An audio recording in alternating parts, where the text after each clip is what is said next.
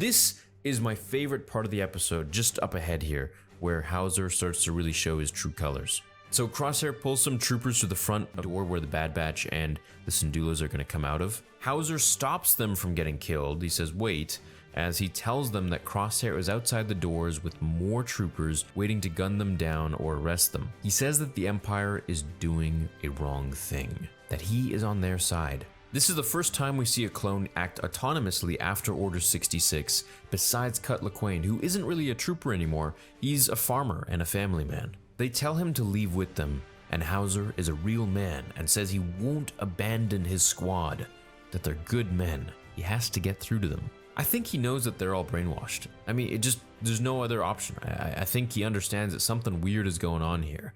And that's why he says that he has to try to get through to them, because there's something in the way. There's something blocking their ability to think and act reasonably. He tells them to get out of here while there's still time. As Hauser walks through those doors, he tells his brothers to question what they're doing. He tells them that they came here to free Ryloth from Separatist control, but now we're being ordered to target the people we swore to protect. As he throws his blaster down and asks who will join him, we see a handful of clones full on dropping their blasters. So this was insane for me. During the watch party, I was like, what the heck is going on? This is so cool.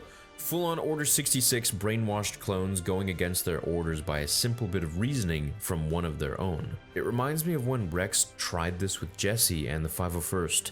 It didn't really work like it did here. I mean, Jesse lowered his blaster a little bit, but it didn't really do all that much. I wonder if that's because Order 66 had just been issued, or if because those clones were mentally more affected by Order 66, perhaps, or more loyal to following orders. Perhaps now time has dragged on, so the effects are wearing off maybe a little bit, and this is why the Empire wants recruits and to abandon the cloning process. Crosshair orders them to be arrested, calling them traitors, which seems like an inhibitor chip thing to say, traitors.